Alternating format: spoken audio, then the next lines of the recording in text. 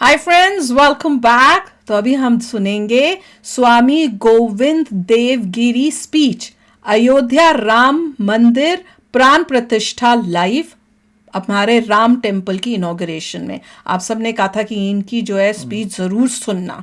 तो चलो वीडियो शुरू करते हैं। वीडियो शुरू करने से पहले अगर आप चैनल पर नए हो और आपने अभी तक सब्सक्राइब नहीं किया तो जल्दी से पहले सब्सक्राइब के बटन और बेल आइकन को क्लिक कर लो ताकि आपको हमारे सारे न्यू वीडियोस के नोटिफिकेशन मिल जाएं जैसे हम अपलोड करें। अगर आपको वीडियो पसंद आता है प्लीज लाइक एंड शेयर। चलिए शुरू करते हैं।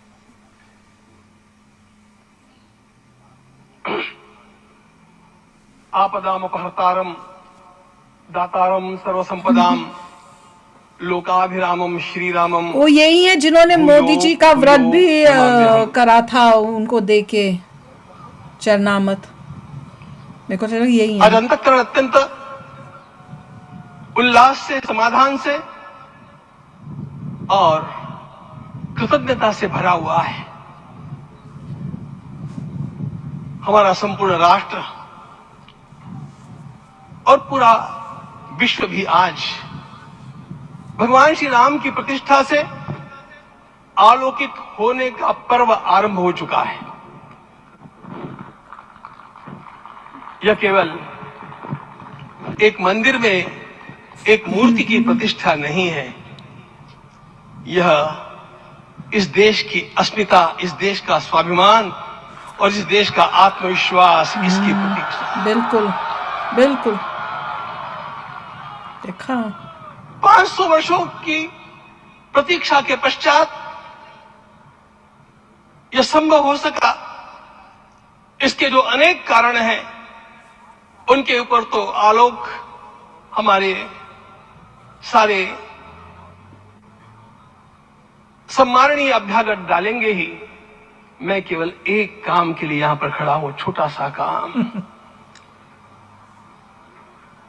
कारण तो अनेक होते हैं, लेकिन अनेक कारण मिलते मिलते आखिर वे एक विशिष्ट स्तर तक पहुंच जाते हैं और उस स्तर पर कोई महापुरुष हम लोगों को उपलब्ध होता है और उस विभूति के कारण युग परिवर्तित हो जाता है। मोदी जी, हाँ? इस प्रकार का परिवर्तन लाने के लिए अपने जीवन को साधना पड़ता है और इस प्रकार जीवन साधने वाले हमारे इस देश की परंपरा के अनेक महान रत्नों में आज हम लोगों को समय की आवश्यकता, युग की आवश्यकता, सनातन के अंतःकरण की आवश्यकता के रूप में हमारे सम्माननीय प्रधानमंत्री जी प्राप्त हुए हैं। मैंने बोला था, सच्ची में मोदी जी ने आके सब चीजें ठीक की। यह केवल इस देश का नहीं, कितना सुधार, यह संपूर्ण विश्व का सौभाग्य है कि आज एक ऐसा राजर्षि हम लोगों को प्राप्त हुआ।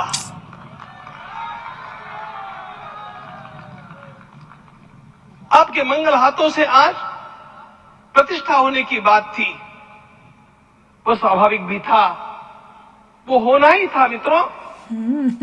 लेकिन मुझे इस बात का आश्चर्य हुआ जब मुझे लगभग 20 दिन पूर्व समाचार मिले कि माननीय प्रधानमंत्री जी को इस प्रतिष्ठा के लिए स्वयं अपने लिए क्या क्या अनुष्ठान करके सिद्ध करना चाहिए, स्वयं को उसकी नियमावली आप लिख करके भेजें।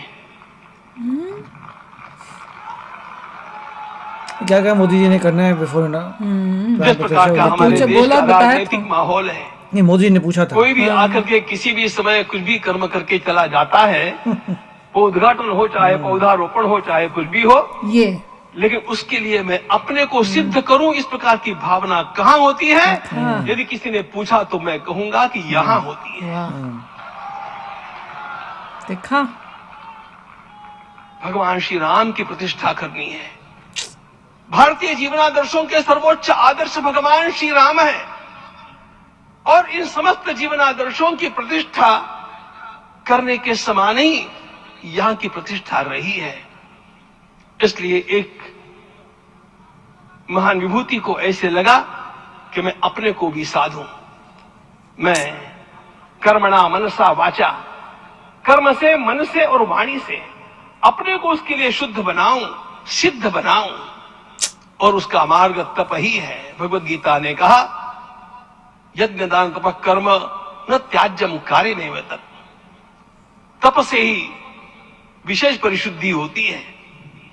आज मुझे आपको बतलाने समय अंतःकरण गदगद होने की अनुभूति हो रही है। मैंने तो कहा था, हम लोगों ने महापुरुषों से परामर्श करके लिखा था, आपको केवल 3 दिन का उपवास करना है। आपने 11 दिन का संपूर्ण पोषण किया। वाह, देखा, हमने 11 दिन एक मुक्त रहने के लिए कहा था, उन्होंने अन्न का ही त्याग कर दिया। महाभारत में कहा गया है, अनशन ये सबसे बड़ा तप है, अनशन। मैं भी व्रत शुरू कर और रही हूँ। उसको उनके जीवन में साकार होते हुए मैंने केवल देखा नहीं, मैं थोड़ा तार्किक हूं। आपकी परम पूजनीय माता जी से मिलकर के मैंने उसको रिकन्फर्म भी किया था कि आपका ये अभ्यास 40 वर्षों का है। ऐसा तपस्वी कोई राष्ट्रीय नेता प्राप्त होना यह सामान्य बात नहीं है। वे इन दिनों में हमने कहा था कि आपको विदेश प्रवास नहीं करना चाहिए, क्योंकि सांसर्गिक दोष भी आते हैं। विदेश प्रवास टाल या सांसर्गिक देशों के इस दोषों के संभावना के कारण, लेकिन दिव्य देशों का प्रवास ऐसा किया। नासिक से आरंभ किया, गुरुवायूर गए, श्रीरंगम गए, रामेश्वरम गए। इन सारे स्थानों पर जाकर के वहां के परमाणुओं को लेकर के और पूरी भारत माता के हर कोनों में जाकर के मानो वे निमंत्रण दे रहे थे कि आइए दिव्य आत्माओं, अयोध्या पधारिए और हमारे राष्ट्र को महान बनाने के लिए आशीर्वाद दीजिए।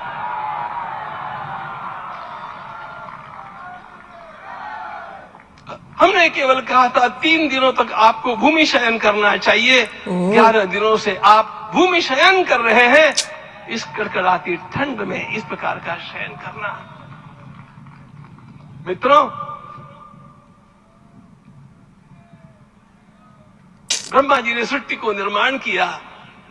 उस समय उन्होंने एक शब्द को सुना था।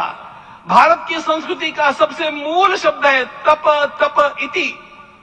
हमारे पूज्य गुरुदेव के गुरुदेव परम गुरु कहा करते थे, कांची के परमाचार्य जी महाराज, तपश्चर। मैं जब भी उनसे मिलता था वे कहते थे तपश्चर।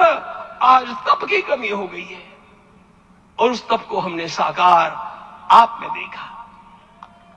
मुझे इस परंपरा को देखते हुए केवल एक राजा याद आता है जिसमें यह सब कुछ था, और उस राजा का नाम छत्रपति शिवाजी महाराज।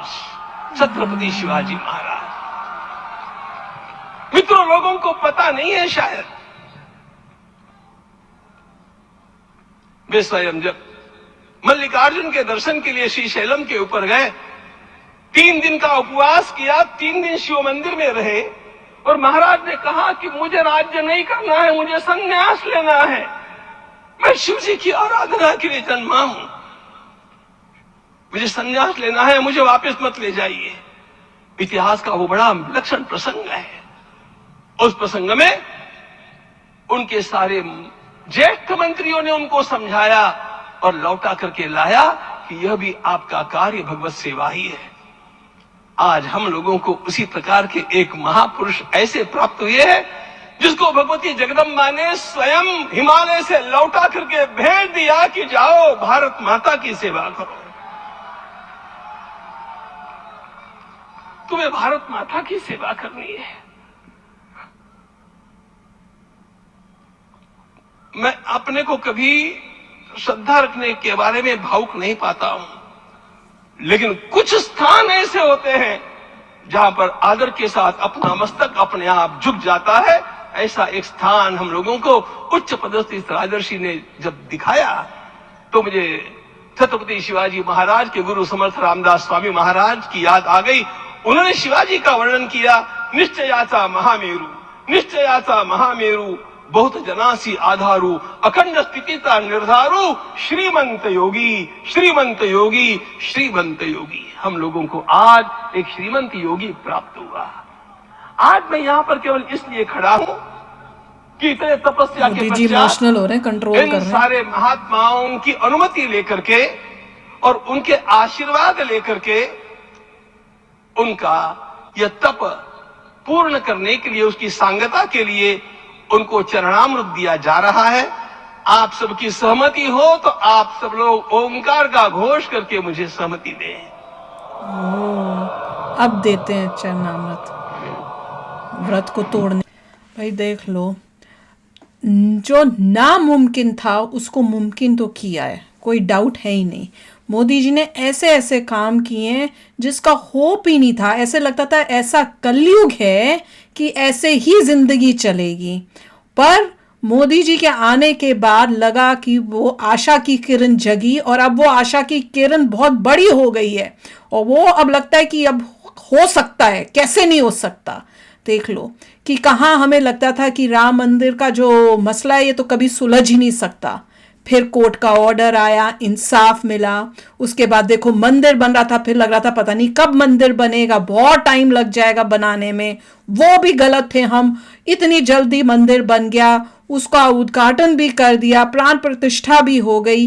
तो हर एक के दिल में भैया इसी तरह के भाव होंगे जैसे ये बात कर रहे थे कि भाई सच्ची में। और इतना मैं तो इतनी सरप्राइज हुई हूँ जब उन्हें बताया कि मोदी जी ने खुद पूछा था कि भाई आप बताओ कि क्या करना है। ये तो एक दो वीडियो में हमने सुना भी था, पर उन्होंने ये उनको जवाब मिला था जब सब ने कह रहे हैं कि सब लोगों ने जो थे उन्होंने पहले बैठ के बातचीत की कि क्या करना चाहिए मोदी जी को, और उसके बाद जब जवाब लिख के वापस भेजा मोदी जी को तो लिखा था कि आपको 3 दिन का ही करना है। 3 दिन के लिए आप अपना व्रत रखने का बोला था और उसमें ऐसे लगता है 3 दिन में उन्होंने शायद ये बोला कि आप एक टाइम खा सकते हो, कुछ इस टाइप से लग रहा था, और साथ में 3 दिन ही आपको जो है जमीन पे ऐसे सोना है। पर मोदी जी को पहले ही पता था, उन्होंने कहीं से चेक करा या कुछ किया कि 3 दिन नहीं 11 दिन होना चाहिए। उन्होंने पूरे 11 दिन और उससे भी ज्यादा कि कुछ भी नहीं, 2 टाइम सिर्फ नारियल पानी। और सच्ची में मैं कमेंट पढ़ रही थी, एक कमेंट आपने लिखा था कि भैया अगर मेरे को 1 दिन बोलो कि नारियल पानी पीना है, 2 दिन बोलो, मेरे को नारियल पानी से ही हेट्रेड हो जाएगी। वो सच्ची बात है, जो चीज आपको बोले कि बस यही खानी है, आपसे 1 दिन खाई जाएगी, दूसरे दिन आप कहोगे मेरे को नहीं खानी है, मुझे वो दूसरी चीजों खाने का मन होगा जो मना की हुई है।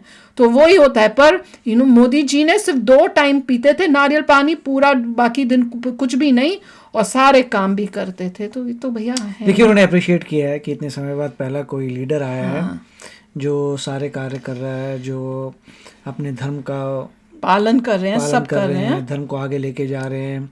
तो ये उनको था एक शिवाजी महाराज का एग्जांपल दिया उन्होंने, और मोदी जी का दिया कि वो दोनों राजा थे। मतलब मोदी जी राजा नहीं है, मगर उन्हें एग्जांपल दिया लीडर के, जिन्होंने अच्छा कैरेक्टर दिखाया और उन्होंने बोला से लेके आएंगे। देखिए साफ साफ बात यह है कि बीजेपी के मैनिफेस्टो में था, उन्होंने पूरी मेहनत की, पूरी कोशिश की कि उन्होंने किया है। उसको यही देखना चाहिए कि आपके सामने एक ऐसी पार्टी आ रही है जो बता रही है कि हमारे ये एजेंडे हैं, अगर आप चाहते हैं कि हम इन चीज़ों पे कार्य करें, हमें वोट दीजिए, हम जीतेंगे, वो कार्य करेंगे। बिल्कुल, ये यकीन हो गया अब तो।